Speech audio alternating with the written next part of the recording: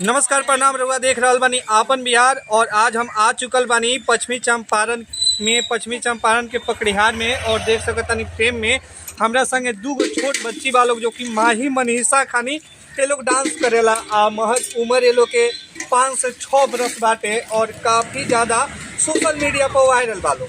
ये लोग माही मनीषा खानी डांस करला। का नाम बा तोहर?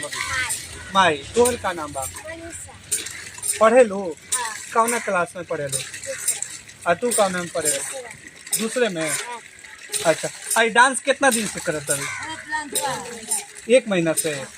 आई बताओ कि डांस केकरा के देख के सीखलू?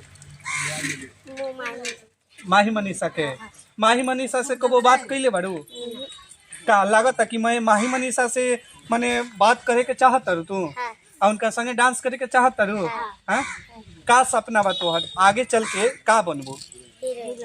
माही मनीषा खानी हैं? माही मनीषा के पूरा डांस करेलू? मम्मी पापा के पूरा सपोर्ट मिलेला?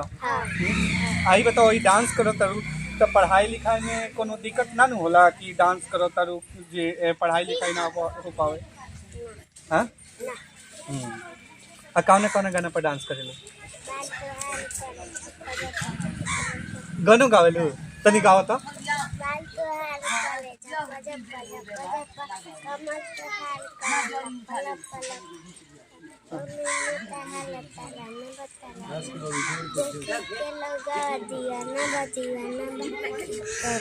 आप देख सकता नहीं कि दोनों बहिन लोग आज सेम माही मनीषा खानी चंदन बाटे।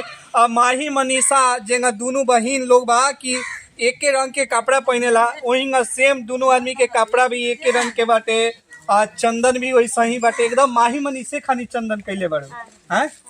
आई शुरू से करेलू कि अभी से शुरू कैले बारू? शुरू से। अच्छा। और देख सकतानी कि यही एकदम बाटे दोनों आदमी के ड्रेस भी बा। चंदन वगैरह भी एकदम माही मनीषा खानी बा। तो हम डांस यहाँ लगिन से देखे के चाहे कि कौना कौना गाना पे लोग डांस करता।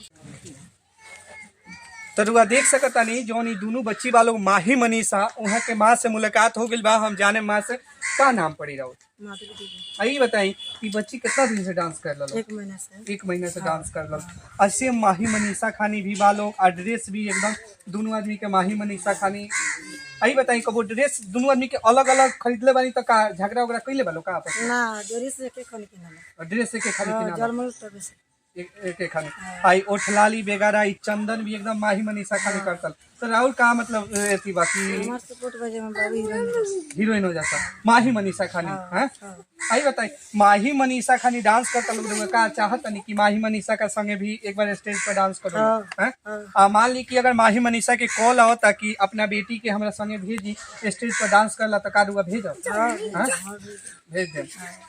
और ये ठंडा के मौसम में करीब रुआ देख सकता नहीं कि टेम्परेचर 8 से 10 डिग्री सेल्सियस ओकरा बावजूद भी दोनों बच्ची डांस करे के इतना जुनून बा कि रुआ देख सकता नहीं कि ज्यादा कपड़ा नहीं खे जैकेट वगैरह नहीं खे ओकरा बावजूद भी इतना ठंड में ये दोनों बच्ची डांस करता लोग। ये लोग काफी अच्छा डांस करता लोग एकदम से माही मनीषा का नहीं।